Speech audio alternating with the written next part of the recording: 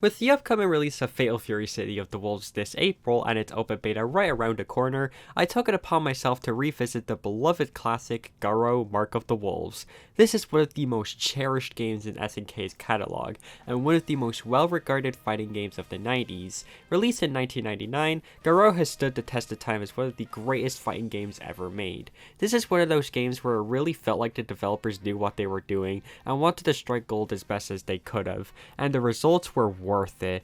The upcoming sequel has lots of new fans interested in the Fatal Fury series, particularly the Garou sub-series, and today I'll explain as best as I can why Garou is so highly praised, what I like about it, and why you should give it a try. One of the first things any Fatal Fury fan will tell you about Garou is that the roster for this game is very different from the previous games in the series. Terry Bogard is the only returning character from previous entries, and every new character is either a replacement for a previous character or just completely new. This was around the time a lot of major fighting game series were pulling the same stunt. Tekken 3 and Street Fighter 3 are two major examples that come to mind, with the former being well received by fans and the latter being very divisive initially, but now both of these entries are considered to be one of the best, if not the best entries in their respective series, and by extension some of the best fighting games in the whole genre. There's a whole lot of discussion and discourse about the new generation tricks some fighting game series pull and how well they execute it, and yeah, it's a very difficult thing to get right, otherwise you get Soul Calibur 5. And Garou in theory only having Terry sounds like it'd be a recipe for disaster. Fortunately, the game has a heap of interesting, fun newcomers that don't feel like hollow shells of what came before, and more of an evolution of previous ideas, alongside some new concepts that expand the history and storyline of Southtown, and the overall Fatal Fury gameplay.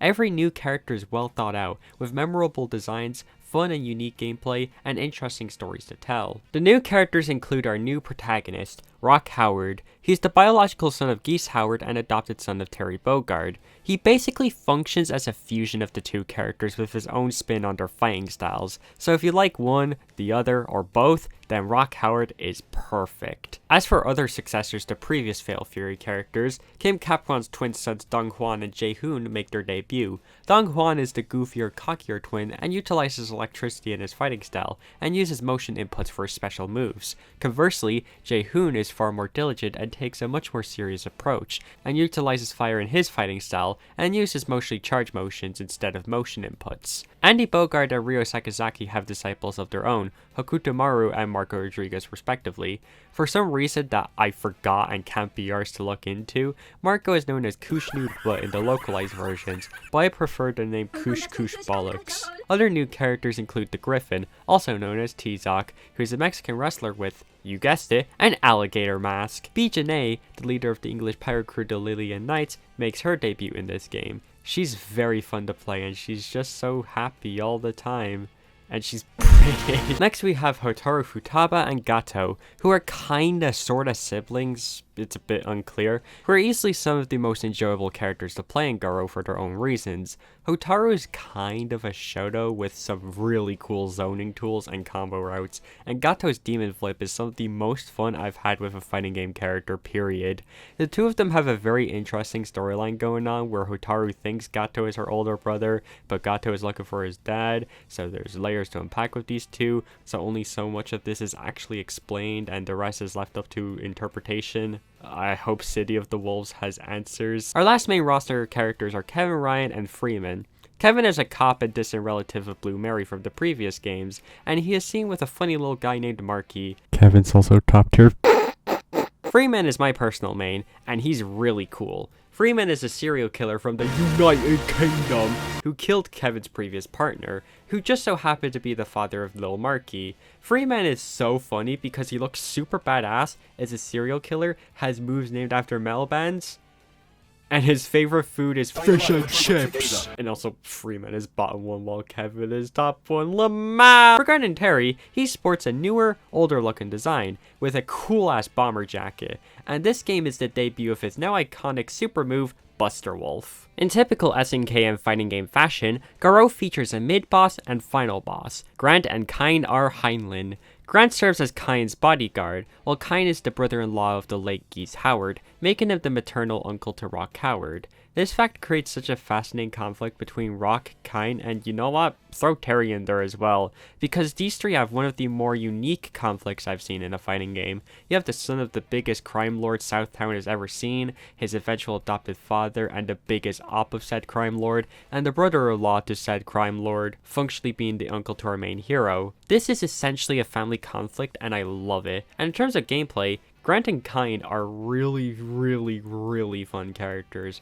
Grant hits like a goddamn truck, and Kine is a very interesting take on the charged character formula. Overall, Garou's cast is small, only including 14 playable characters, but everyone is able to stand on their own and contribute something of substance to the game. I am of the opinion that this is one of the better executions of the new generation roster type, as even though it axes the most out of all the games that do it, it manages to remedy the roster cuts with exciting characters that progress the storylines of previous characters, as well as provide more world building, gameplay styles, and perspectives to the world of Fatal Fury. I think what helps this game is that a lot of people like to put this into its own Fatal Fury sub-series, which I think is really cool, because at this point Garou has an identity of its own, and I'm really glad it does. Enough about the characters though, you're here to listen to me ramble about why this game is Kino. Continuing the changes to the Fatal Fury status quo, Garou changes the gameplay to be more in line with KOF games. This means that the plane shifted from previous games is gone, which while yes, that does remove Fatal Fury's defining trait, there is a whole new mechanic that takes its place. The top system. Top, short for tactical offense position, allows the player to pick a third of their health bar before each match, either the beginning, middle, or end. When the player reaches the designated area of the health bar, their damage is increased, their meter gain is faster, their health slightly regenerates but not past the top range, and most excitingly, a new move. Top attacks vary from character to character, but the idea of gaining a new special move if your health is at a specific part is so unique and interesting. Honestly, the top system in general is genius, and I'm surprised nobody's tried imitating it since. The amount of tension it builds in each match cannot be overlooked, and it becomes an integral part of your decision making after a certain point. If you use the top at the wrong moment, you might be fucked, but use it at the right moment, and you could disrupt your opponent's combo timing and kick their ass because of your buffs. I'd hesitate on calling this a comeback mechanic personally, because it isn't always one, but it does have the feeling and mechanics of one. Oh yeah, I mentioned the fact top disrupts combos. That's because upon activation, you gain frame advantage. It's brilliant. I think that the adjustments made to the gameplay make this the most accessible and tight Fatal Fury game. As while I like games like Real Bout 2, I can't lie when I say that the way previous games play feels so awkward after playing Garou so much, but I'll fully admit that's just a me thing. The feint mechanic for previous Fatal Fury games is included in here, but it's far more intuitive and I genuinely feel like it has a lot more utility. Each character has 2 different feint moves, which can be activated by either inputting 6 AC or 2 AC. It's so fun faking someone out and then hitting them with either the real special move or something completely different than what you were trying to bait them with. Just Defend in this game is really nutty as well, and it works like a safer version of the parry from Street Fighter 3. If you successfully Just Defend an attack, you regain a bit of your health back, which is absolutely insane. The Just Defend window is incredibly generous as well, and it's really satisfying parrying multiple attacks in a row, and because of the health regeneration, it can really turn the tables and change the outcome of the fight entirely in some cases. Garou overall is a very simple game to pick up and play, but there's enough depth for anyone of any skill level to hop in and enjoy. It's one of the most unique battle systems I've seen in a 2D fighter of its era, especially in SNK's catalog. Everything from the characters to the mechanics are so incredibly well designed, and it's no wonder why this game still gets so much play to this day, because I gotta admit, this is so addicting to play. One thing I do want to mention that I vaguely alluded to in the character overview is how the game is balanced. Now, while I'll fully admit that I'm far from the most experienced person to talk about this aspect of the game, I, at the very least, want to comment on my perspective on the whole thing.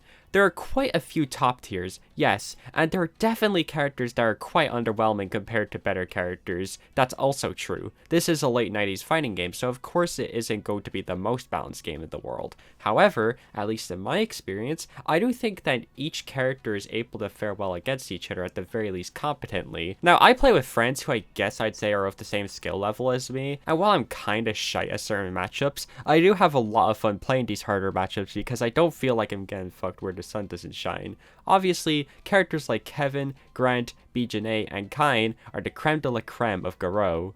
See, I'm really smart because I throw a French idiom in there. But even the lesser characters like Rock and Freeman aren't a fucking nightmare to play in the context of a quote-unquote losing matchup.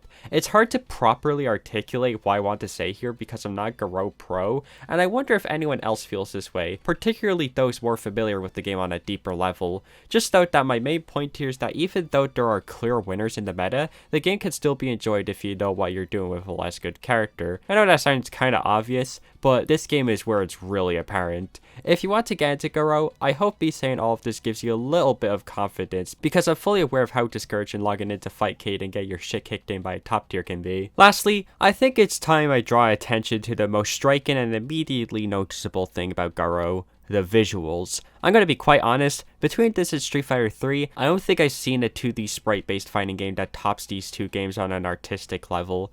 Garou was released in 1999, that was 27 years ago, and the game has aged better than I have in 20. The colors on the characters, effects, stages, and even the UI is all pristine, and to be quite honest, this and Third Strike are the only fighting games, no, video games I can think of where I don't mind playing with arcade scanlines on, as even though my eyes normally don't like them too much, this game looks just as good, if not better with them, depending on who you ask. Every character is animated like a Van Gogh painting.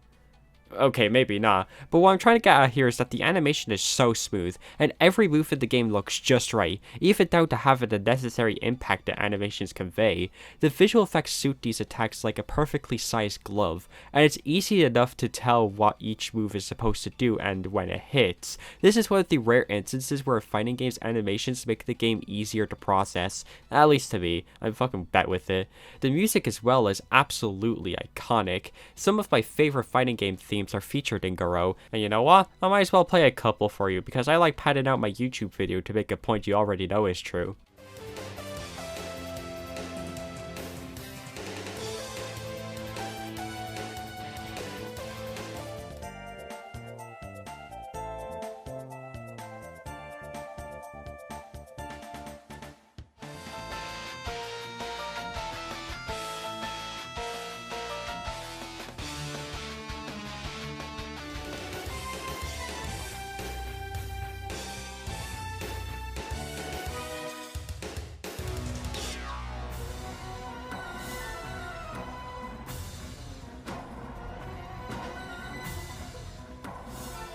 Everything about Garou is a work of art, from the gameplay, the characters, the visuals, the music, and everything else I neglected to mention. It's easy to see why this game is so beloved by many. Garou should be an example on why fighting games can and should be seen as works of art and not just funny little button masher sweaty Neanderthals like me play. It's still fucking surreal that we're getting a new game, and with how things are looking, the future of Garou and Fatal Fury as a whole is looking very bright, and I'm pumped for City of the Wolves. I doubt it will reach the same heights as Mark of the Wolves, let alone exceed them, but my hope is that City of the Wolves is the right sequel for Garou fans, and it's just as good as the original and can bring so many new fans into the series. I've brought up Street Fighter 3 a few times in this video, and I definitely do want to talk about that game in its own dedicated video at some point, because both these games have made their own similar mark in fighting game history, and have become cornerstones of the whole genre. Garou Mark of the Wolves is a game I wish I could say more about, but not only do I not want to run into the trap of repeating myself, it's a game that, in order to truly get it, you just have to play it for yourself. It's on Fightcade, that's how most people play it, and if you like it, maybe give City of the Wolves a shot when it comes out, or even try out the open beta, which should be happening right around the time this video comes out. Before I close things off, I just want to say thanks to my friends for helping me out with recording footage for this video. You guys rule.